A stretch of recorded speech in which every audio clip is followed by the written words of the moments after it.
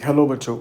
ये आज अपना बहुत ज़बरदस्त कॉन्सेप्ट करते हैं। It's one of my favourite concept and very easy also. ठीक है, अब है क्या इस कॉन्सेप्ट में ये देखते हैं यार। बहुत इजी है, ठीक है, मतलब टेंशन नहीं लेने का है। ज़बरदस्त कॉन्सेप्ट है, क्या दिक्कत है। ये देख, कॉन्सेप्ट का नाम है वेरिएबल मास सिस्टम। ठीक है, मैं तेरे को इसमें थोड़े से पहले आइडियाज़ शेयर करूँगा, फिर तेरे को इसके बारे में बताऊँगा कि इसकी ज़िंदगी में क्या चलता है। ठीक है, देख, तू जब छोटा बच्चा था ना बेटा, तो तूने पढ़ा था, सर मेरे पास इक्वेशन एक ही होती है बस, force is equal to mass into acceleration.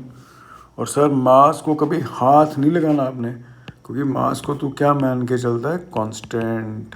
ठीक है, पर अब तू बड़ा हो गया है बेटा, तो अब तू मास को वेरी करकेगा। अब दिमाग में क्वेश्चन आएगा, सर मास वेरी करने का मतलब बताइए कोई। तो बेटा सबसे बढ़िया मतलब जो तुमने जब ये पढ़ा था तभी पढ़ा था, उसका नाम था एक वर्ड, रॉकेट प्रपल्शन। ठीक है, एक एक मैं तेरे को रॉकेट प्रपल्शन के बारे में शेयर करूंगा, बिकॉज ये तूने इसका एक्सप्रेशन तो ड्राइव किया ही होगा। एक मैं तेरे को और भी शेयर करता हूँ, तेरे को पॉइंट्स शेयर करता हूँ कौन से। जैसे तूने एक कॉन्सेप्ट किया, एक चेन होती है, ठीक है, चेन को होल्ड करके रखते हैं यार, जस्ट टचिंग दिस टेबल। और तूने देखा होगा जब तू इसको ड्रॉप करता है तो आहिस्ता आहिस्ता आहिस्ता वो चेन जो है laying down on the like an on the table and is chain is like this only. Okay, ऐसा करके वी डू दैट। ओके, एक चेन का कॉन्सेप्ट आता है, फॉलिंग चेन। और एक बड़ा फेमस पॉइंट आता है जिसका नाम होता है फ्लैट कार। ठीक है, तो यहाँ पे तेरे पास कुछ ऊपर है, ऊपर इसके अंदर ग्रेवल है, सैंड है, is pouring on this and you are fixing it up with like pushing it और pulling it with a force, you call it as external force. ठीक है, मतलब एक ऐसा कॉन्सेप्ट आता है। ठीक है, और जैसे तेरे पास कोई चेन है, ठीक है, मैं तेरे को इसमें सारी एग्जांपल्स बता रहा हूँ। जैसे तेरे पास कोई चेन है, ऐसे करके कुछ पाइल अप किया हुआ है चेन को, और एक तूने एंड को ऐसे पकड़ा हुआ है, और तू क्या कर रहा है बेटा, तू क्या कर रहा है, तू उस चेन को खींच रहा है यहाँ से, तो चेन आहिस्ता आहिस्ता आगे को जा रहा है। ठीक है, कुछ ये पॉइंट रहता है, या तुम्हारे पास ऐसे कुछ डिफरेंस रहेगा, and heap of chain is there and a part of it is out of it and is getting down. मतलब ये सारे के सारे जो कॉन्सेप्ट्स हैं ना तेरे पास, ये वाले, इसमें वेरिएबल मास का कॉन्सेप्ट जो है वो लगता है, बड़े आराम से लगता है। ठीक है, तो मैं चाहता हूँ कि अपन ये कॉन्सेप्ट को बहुत अच्छे से डिटेल में समझे। बहुत इजी भी है, बहुत ज़बरदस्त है, बहुत इजी है, तो मैं तेरे को कुछ समझाऊंगा। अच्छा, एक चीज़ और ऐड कर देता हूँ, तूने ये भी पढ़ा है, मतलब ये बड़ा अच्छा था यार, मैंने एक पॉइंट देखा, समझा, तो सोचा शेयर कर दिया जाए। बेटा यार ये ब्लॉक होता है तेरे पास मास एम, और यहाँ पे एक दूसरा ब्लॉक होता है जिसका मास स्मॉल एम है। ऑब्वियस है, कैपिटल एम में नीचे जाएगा, स्मॉल एम ऊपर जाएगा, जो मर्जी बोल दे यार, कोई दिक्कत नहीं, वैल्यूज़ कौन सी लिखी है हमने। ठीक है, पर ये मत बोलना कि सर कैपिटल एम बड़ा होता तो हैवी होता है ये। ठीक है, फिर मैं तेरे को पूछूँ बेटा स्मॉल ए और कैपिटल ए में बता बड़ा कौन है, तो बोलेगा सर ए बड़ा है क्योंकि ए कैपिटल है। ऐसा कोई लॉजिक नहीं है यार, है ना, ए बड़ा है बी बड़ा है, ऐसा कुछ होता ही नहीं है। मैं बोलूँगा बेटा स्मॉल ए की वैल्यू 5 है, कैपिटल ए की वैल्यू 2 है, बता बड़ा कौन है, तो वैल्यूज़ को देख के बताएंगे ना। चल अब देख, अब मैं तेरे को इसमें ये तूने नाम सुना था इसका यार, क्या नाम था, एटवुड मशीन करके। ठीक है, अब मैंने तेरे को इसमें एक चीज़ बता, क्या अच्छी बता रहा हूँ, कि अगर तू बना तो एटवुड मशीन ही, पर अब क्या कर दे, एक तू बकेट लगा दे, एक तू बकेट लगा दे फिल्ड विद वाटर। ठीक है, और फिल्ड विद वाटर में क्या कर दिया, यहाँ पे होल कर दिया, और होल से liquid is coming out of it. Okay, and with the due time if it mass is m, let this is getting down, this is moving up, और जैसे मर्जी मान ले। ठीक है, तो अगर ये ऐसे होता तो एक्सेलरेशन इन दोनों की ए आती, पर इसमें क्या होगा, इस इंस्टेंट पे कुछ और एक्सेलरेशन होगी, जैसे नीचे जाएगा तो एक्सेलरेशन चेंज कर जाएगी, बिकॉज ये liquid is coming out of it और water is coming out of it, ठीक है। तो ऐसा कंडीशन अपन इसमें कॉन्सेप्ट में देखेंगे। फंडामेंटल इन सभी का एक ही जैसा रहेगा, ठीक है। तो मेरे ख्याल से तुम्हें ये पॉइंट्स तो क्लियर हो गए कि ये जो वेरिएबल मास कॉन्सेप्ट है जो तू सीख रहा है, इसमें ये सारे पॉइंट्स तो अभी डिस्कस करेगा और इन सभी को सॉल्व करने का एक ही मेथड है, ठीक है। चल अब मेथड सीखते हैं यार, बहुत बढ़िया मेथड है यार, one of good and very easy method है, ठीक है। चल सुन मेरी बात, तूने ना इसको समझने के लिए पता क्या किया, तुमने बोला सर मैं ना एक सिस्टम मान लेता हूँ बाहर से, ठीक है, और सर मेरे पास ना सर सिस्टम में ना एक ना बड़ा मास है कैपिटल एम, और एक ना सर छोटा मास है सर, उसका नाम मैंने रख दिया डी एम। अच्छा ऐसा कर दिया, ठीक है। तो सर ये सिस्टम कहीं से चला था, कैसे भी चला था, तो मान लीजिए एट एनी टाइम टी ये जो मास एम था ना हमारे पास सर, इसका स्पीड था कुछ v और सर इसका स्पीड था u। अब तुम नोटेशन पे ध्यान देना, ठीक है, मेरे को तेरे को ज़्यादा नोटेशंस को सिखाना है। और सर ये ना बाहर से कोई सिस्टम था, ठीक है। तो हुआ क्या सर, जैसे ही हमने time t plus D T किया तो ये जुड़ गया इसके साथ सर ये इसके साथ जुड़ गया। अच्छा यार जुड़ गया तो फिर क्या हो गया यार सर, अगर ये जुड़ गया है ना सर तो पक्का डेफिनेटली इसका मास तो बढ़ ही गया होगा सर, बिल्कुल बढ़ेगा होगा यार, सोचने वाली बात नहीं, समझदार हो गया सर। मेरे को लगता है इसकी ना वेलोसिटी भी बढ़ा ही देनी चाहिए सर। क्यों कर बढ़ानी चाहिए सर, मेरे को ये लग रहा है क्योंकि इसकी स्पीड यू है, मतलब इसका कोई मोमेंटम है, जब ये इसमें एंटर करेगा तो इसका मोमेंटम बढ़ जाएगा ना सर। हाँ यार तो समझदार हो गया, बिल्कुल ठीक हो गया है। चल फिर ऐसे करते हैं, चल ऐसे करते हैं, ये टी टाइम वाली इनिशियल स्टेट आ गई और ये टी प्लस डी टी वाली फाइनल स्टेट आ गई। तो क्या करना, तू ना इनिशियल मोमेंटम को एक लिख दे पहले, इनिशियल मोमेंटम को तो तू लिख दे, वेक्टर फॉर्म में लिख दे सर। इनिशियल मोमेंटम मेरे पास सिस्टम का ये है m इंटू वी प्लस ये जो डी एम मास इसमें एंटर कर रहा है सर डी यू। अच्छा सर मेरे को ना ये लग रहा है कि अगर ये मोमेंटम है ना सर तो फाइनल मोमेंटम भी तो मेरे को लिखना चाहिए सर, बिल्कुल लिखना चाहिए। तो कितना लिखना चाहिए sir, sir m plus D m और साथ में v प्लस डी वी लिख देना चाहिए सर, ठीक है। सर मेरे को ना ऐसे लग रहा है ना, मैं सोच रहा हूँ कुछ ऐसा होना चाहिए यार इसकी ज़िंदगी में कि अपन चेंज इन मोमेंटम निकाल लेते हैं सर, ठीक है। तो ठीक है, क्या दिक्कत है, चेंज इन मोमेंटम निकाल लेते हैं, क्या दिक्कत है ना, कोई दिक्कत नहीं, लिख देते हैं D P by D T. Sir change in momentum होता है फाइनल माइनस इनिशियल, ठीक है सर, डन। तो क्या लिखेगा फिर, m plus D M into what बेटा, v प्लस डी वी और माइनस इनिशियल मोमेंटम क्या है, m v plus D M into u आएगा सर। सर ये जो चेंज इन मोमेंटम है ना सर, चेंज इन मोमेंटम है ना सर, इसका वैल्यू पता कैसे लिख दिया, मल्टीप्लाई कर दिया सर, ब्रैकेट को खोल दिया, m v plus m into d v plus D M into v plus D M into d we minus m v minus D M into u, ठीक है। अच्छा यार देख बेटा, एम बी कट गया क्या, yes sir. Sir D M D V मेरे को लग रहा है कि इसका कोई फ़ायदा नहीं है sir, because it's a very small term sir, very small term, तो इसको नेग्लेक्ट कर देते हैं सर। और सर क्या करते हैं ना कि ये आपके पास आ गया है डी एम डी वी, तो अपन ऐसे ना लिख दें sir, D P is equal to M D we. और सर देखिए डी एम लिख रखा है ना, तो मैं इसको ना थोड़ा सा, मेरे को ये लग रहा है सर डी एम ये थोड़ा जेन्युइन बंदा लग रहा है सर, इसको ना इसका वेलोसिटी बाद में लिख देते हैं, ऐसे करके ना इसको पॉजिटिव कर देते हैं सर इसमें। तो ये मैं ऐसे लिख दूँ u और ये वाला v आ गया माइनस v, ज़बरदस्त, बहुत बढ़िया।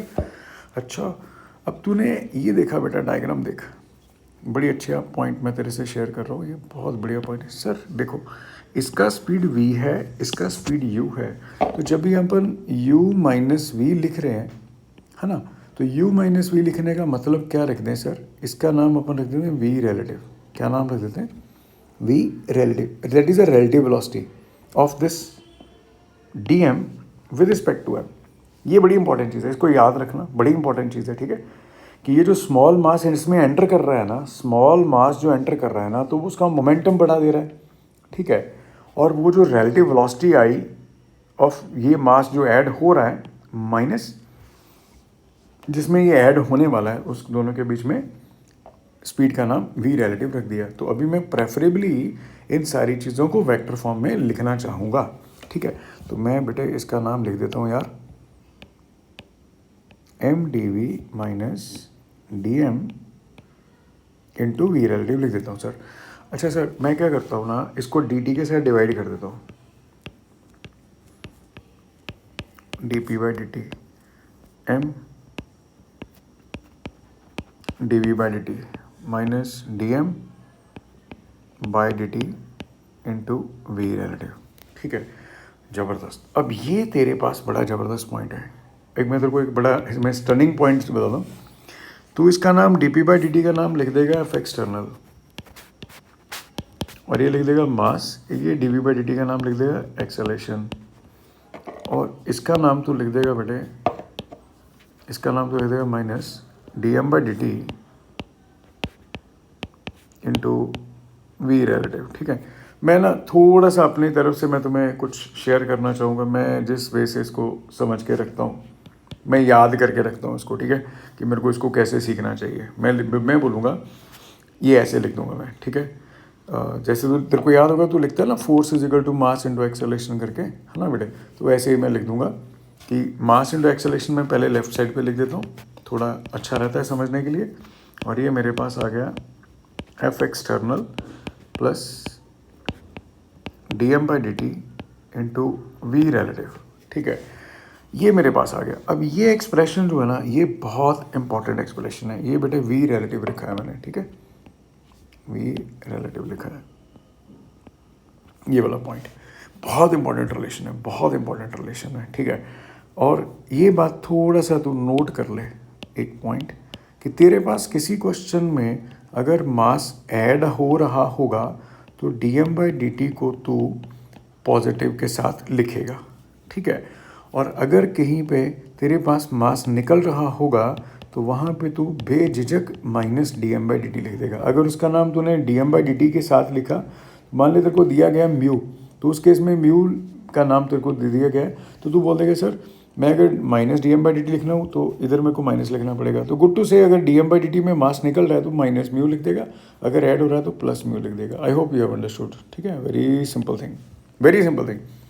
अगर मास निकल रहा है किसी रेट के साथ तो उस रेट का नाम माइनस म्यू लिख देगा आंसर में, और अगर ऐड हो रहा है तो उसका नाम प्लस म्यू लिख देगा, या जो भी टर्म तेरे को दे रखी होगी। अब मैं ये एक्सप्रेशन को थोड़ा सा जल्दी से एक बार लिख लेता हूँ दोबारा से, ताकि मेरे को ये चीज़ को समझने में बिल्कुल भी दिक्कत ना हो कि इसमें क्या दिक्कत चलेगा।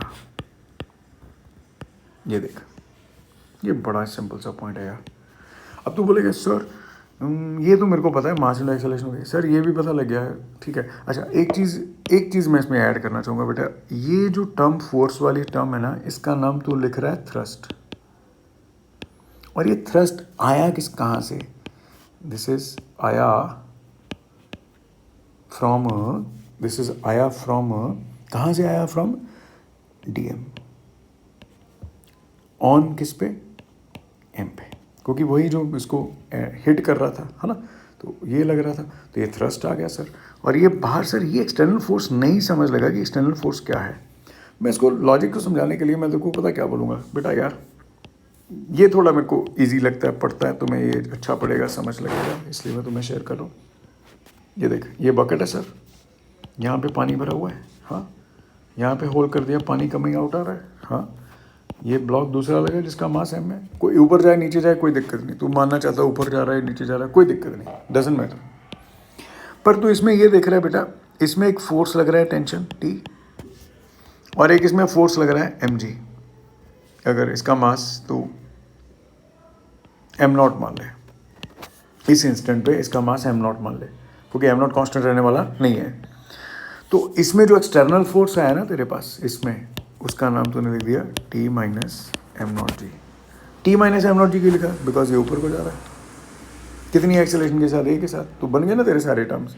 एम इंटू ए आया ये वाला टर्म, एम इंटू ए वाला ये वाला टर्म। एक्सटर्नल फोर्स में तेरे पास कौन कौन आ गया? टी आ गया और एम जी आ गया। मैंने थोड़ा गंदा कर दिया इसको लिखने के लिए, पर ये D M by D T कहाँ से है? यहाँ पे, जहाँ से ये लिक्विड बाहर निकल रहा है। तेरे को बस ये चीज़ को ध्यान में रख के रखना है।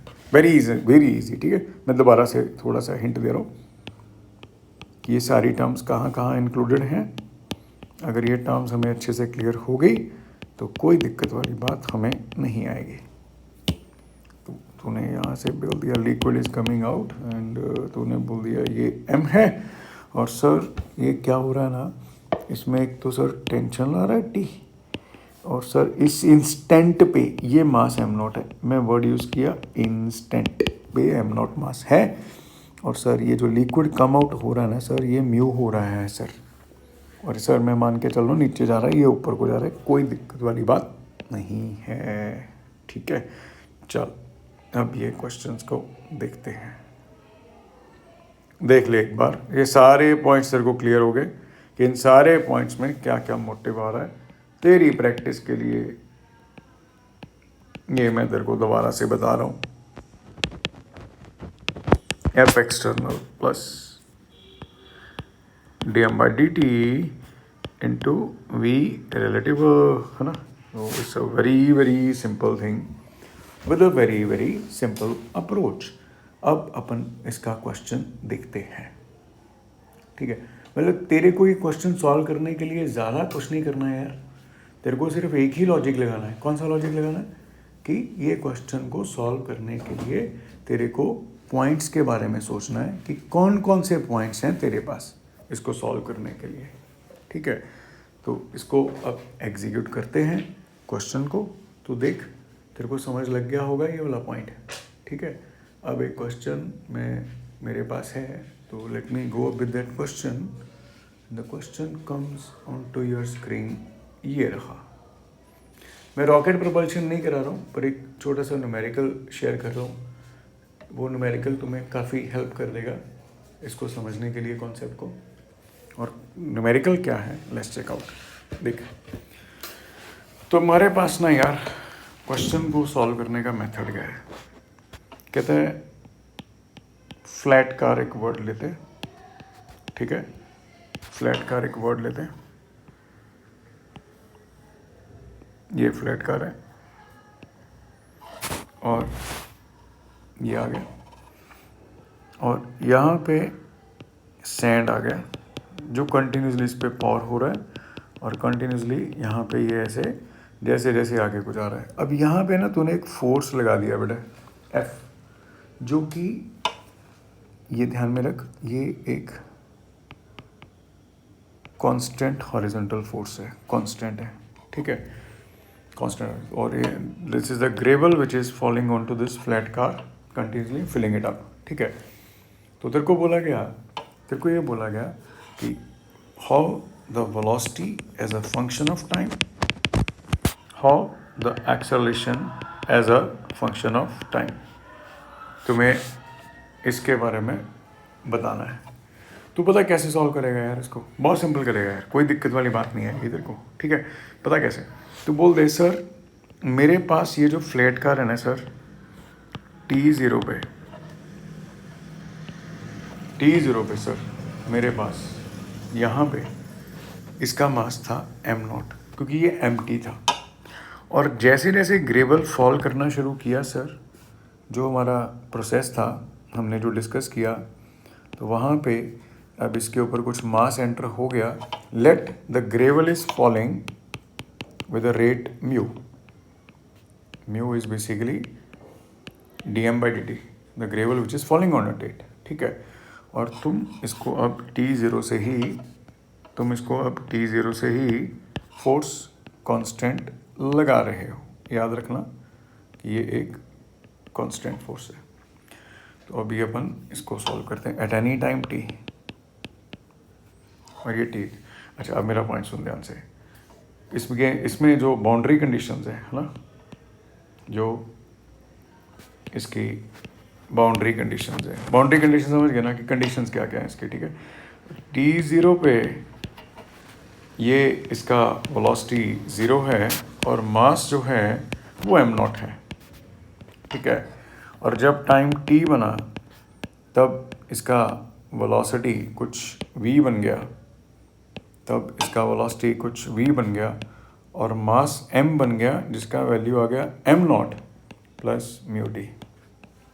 क्यों आया म्यू टी? क्योंकि m0 पहला मास था और mu was the rate with which the mass was falling. तो आफ्टर टाइम टी, जैसे मान ले इसमें फॉल कर रहा है 10 ग्राम पर सेकेंड, तो 10 सेकेंड में कितना मास फॉल कर गया? वो 10 सेकेंड में 100 ग्राम, वैसा, ठीक है। तो ये आ गया म्यू टी करके। तो mu T is the value with which it is the net mass at time T, ठीक है। चल अब अपन सॉल्व करते हैं। अब मैं देखो थोड़ा सा अब ये आइडिया दे रहा हूँ कि इसमें मैं क्वेश्चन को सॉल्व करने के लिए क्या कर रहा हूँ, ठीक है। देख करना कैसे है, करना कैसे है, देख ये आ गया ऐसे, ये आ गया ऐसे, ये आ गया ऐसे, और ग्रेवल जो है इसमें ऐड हो रहा है ऐसे करके। ये थोड़ा सा तेरे को मैं चीज़ समझाना चाहूँगा, इससे चाहता हूँ कि तू अच्छे से समझ, ठीक है। ये जो ग्रेवल है ना बेटा, ये ऐसे ऐड हो रहा है। तो ग्रेवल का कोई भी इंस्टेंट पे इसका मास dm ले ले, तो ये देख रहा है कि ये इधर को जा रहा है v स्पीड के साथ, पर इस ग्रेवल की जो स्पीड है खुद की, जब वो फॉल कर रहा है वो तो वर्टिकल में है, हॉरिजॉन्टल में इसका कोई कंपोनेंट तो नहीं है। अगर तो मैं तेरे को बोलूँ ग्रेवल का हॉरिजॉन्टल कंपोनेंट क्या है, मैं बोलूँ अगर ग्रेवल का हॉरिजॉन्टल कंपोनेंट क्या है, तो वो तो 0 है। वर्टिकल में तो चल रहा है वो, पर हॉरिजॉन्टल के बारे में बात करना है। अब मेरा पॉइंट बिल्कुल ध्यान से सुनना, ज़बरदस्त ज़बरदस्त पॉइंट। अगर मैं तेरे को बोलूँ बेटा v रिलेटिव बता कितना है, तो बोलेगा सर अभी हमने किया था सर कि जो dm मास की जो स्पीड होती थी, जो dm मास की जो स्पीड होती थी उसमें से जिसमें ऐड हो रहा था उसकी स्पीड माइनस करते थे, ये उसी का नाम तो क्या था। तो एक तरह से ये ग्रेवल आ गया और ये आ गया फ्लैट कार का स्पीड। याद रख, ये ग्रेवल आ गया और ये फ्लैट कार का, और इसी का नाम तूने क्या रखा? Relative speed. अब मेरा पॉइंट सुन, इसको सॉल्व करने का मेथड क्या है। तो तूने बोला सर ये तो नीचे को आ रहा है सर, पर इसकी हॉरिजॉन्टल में तो कोई स्पीड नहीं है, तो सर ये तो 0 हो गया, ठीक है। और सर ये जा ही इधर को रहा है सर, ठीक है, हॉरिजॉन्टल में तो इम्पैक्ट डाल ही नहीं रहा सर, तो ये आ गया -v सर।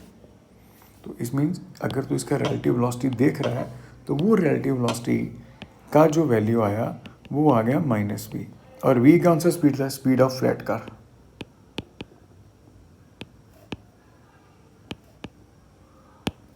अब तू बोलेगा सर इसका वर्टिकल कंपोनेंट है उसमें हॉरिजॉन्टल में क्यों नहीं ऐड किया? क्योंकि बेटा जब ये इसमें हिट कर रहा है ना, ये बात बड़ी अच्छी है, जब ये इसको हिट कर रहा है ना तो एक सॉर्ट ऑफ कोलिजन हो रहा है, समझ रहा है ना। तो collision along the line of impact होना चाहिए, तो अपन वही वेलोसिटी लेंगे जो लाइन ऑफ इम्पैक्ट के अलोंग रिलेटिव वेलोसिटी काउंट होती है, ठीक है। तो मेरा पॉइंट अब तू समझ के देख, जो मैं तेरे को बोल रहा हूँ, v रिलेटिव बन गया -v। अब देख क्या बन गया। तूने बोला सर बाहर से फोर्स F लगाया, स्पीड इसका v है सर, dm आ गया। सर मेरे को ये लग रहा है कि मेरे को अगर इसका एक्सप्रेशन लिखना है तो सर हमने लिखा था mass into acceleration is equal to क्या था बेटा, F external plus dm/dt into velocity. कौन सा? रिलेटिव। अब मैंने तेरे को बोला कि v रिलेटिव तो तेरे पास -v आ चुका है, एक्सटर्नल फोर्स का नाम तू क्या लिख देगा? F, और ये क्या है? m into acceleration. अब मेरे पॉइंट बिल्कुल ध्यान से सुन ले, एक छोटा सा पॉइंट है, सुन ले ध्यान से। सर मास का नाम तो m आ गया, पर ये m का वैल्यू कितना है सर? ये तुमको बता दिया m का वैल्यू ये वाला है, तो मैं ये चीज़ को इसमें मेंशन कर रहा हूँ, ठीक है। मैं m को रिप्लेस कर रहा हूँ इस टर्म के साथ, ठीक है। तो कितना आ गया बेटे, m0 plus mu T into acceleration. Acceleration कितना है? dv/dt। F एक्सटर्नल का नाम तूने F लिख दिया, dm/dt का नाम तूने म्यू लिख दिया, है ना। और रिलेटिव वेलोसिटी का नाम कितना आया? -v। और v कौन सा स्पीड है? स्पीड ऑफ फ्लैट कार, ठीक है। अच्छा ये बड़ी एक ज़बरदस्त चीज़ है यार, देख मेरी बात सुन। ये जो v है ना, ये टुवर्ड्स राइट साइड है, टुवर्ड्स राइट साइड है। और ये जो थ्रस्ट देगा ना, इसका नाम तो थ्रस्ट लगेगा, और थ्रस्ट किधर लगेगा? बैकवर्ड लगेगा। ज़बरदस्त पॉइंट है कि नहीं? ये v राइट साइड को है, पर इसका जो रिलेटिव स्पीड है वो आ रहा है नेगेटिव। नेगेटिव आने का मतलब v का नेगेटिव, v टुवर्ड्स राइट था, तो थ्रस्ट किधर लगेगा इसके कारण, जब ये फॉल कर रहा है तो पीछे को लगेगा। तो ये बेटा तेरे पास आ गया माइनस म्यू वी। अब तो कोई दिक्कत वाली बात है ही नहीं, इसको रीअरेंज कर दे तो ये आ गया एफ माइनस म्यू वी। तो बेटे इसको जब तू रीअरेंज कर देगा तो इसको कैसे कर देगा यार, इसको कर देगा डी वी। मैं थोड़ा सा लिख रहा हूँ स्टेप, तू मेंशन कर ली अपने आप। माइनस म्यू वी, ये स्टेप ना, इसे इसको क्रॉस मल्टीप्लाई कर रहा हूँ मैं, तो डी वी के साथ एफ बाय म्यू वी आ गया। और यहाँ से जब मैंने इसको सॉल्व किया तो ये बेटा D T by M not plus mu T आ गया। अब तूने क्या किया, इंटीग्रेट कर दिया। जैसे तूने इंटीग्रेट किया ना बेटा, तो टी ज़ीरो पे इसका स्पीड, क्योंकि यहाँ पे एक टी ज़ीरो आएगा, टाइम टी आएगा, और टी ज़ीरो पे इसका स्पीड भी क्या था, ज़ीरो। और जब टाइम टी आया तब इसका स्पीड क्या हो चुका है उस टाइम पे, वी। ठीक है ना। अब ये तेरे पास आ गया बेटे ज़ीरो से वी। अब तो जब इंटीग्रेशन करेगा तो D V by F minus mu V का इंटीग्रेशन क्या होता है, natural log F minus mu V by minus mu. Integration की लिमिट्स ज़ीरो से वी, डी टी का इंटीग्रेशन, फिर से natural log M not plus mu T, zero से टी बाय म्यू। म्यू और म्यू गए, फिर तूने क्या लिख दिया, upper limit minus lower limit, तो नेचुरल लॉग कुछ आ जाएगा तुम्हारे पास। तो आफ्टर पुटिंग दिस लिमिट्स, चल मैं लिख देता हूँ, ये तो लिखेगा नेचुरल लॉग, अपर लिमिट क्या आ जाएगा इसका v, तो f minus mu V, minus lower limit आ जाएगा ज़ीरो, तो ये आएगा नेचुरल लॉग f, और यहाँ पे बाहर आएगा minus is equal to natural log, ये कितना आ गया, M not plus mu T minus T zero पे नेचुरल लॉग एम नॉट। अब इसको तू ये माइनस को अंदर ले जाएगा, तेरे को पता लॉग ए माइनस वी क्या था, log A by V, log F natural log F by F minus mu is equal to what बेटे, natural log M not plus mu T by what बेटा, एम नॉट। अब वही taking anti logs वाला कुछ करके तो वहाँ से तो v का वैल्यू हैप्पीली निकाल लेगा। सॉल्व करने के बाद ये आ रहा है F T by M not plus mu T, ये वेलोसिटी आ गई। ठीक है, ये आ गया velocity as a function of time. Okay, और इसके बाद तूने बोला सर एक्सेलेरेशन भी निकालना है, तो बेटे एक्सेलेरेशन तो तेरे को पता ही है यार, जब तू छोटा बच्चा था है ना, तो D V by D T कर देता था हंसते हंसते। ठीक है, तो तू छोटा बच्चा है, तेरे को इसकी डिफ्रेंशिएशन करनी आती है, मैं लिख देता हूँ, तो बाद में कर ली।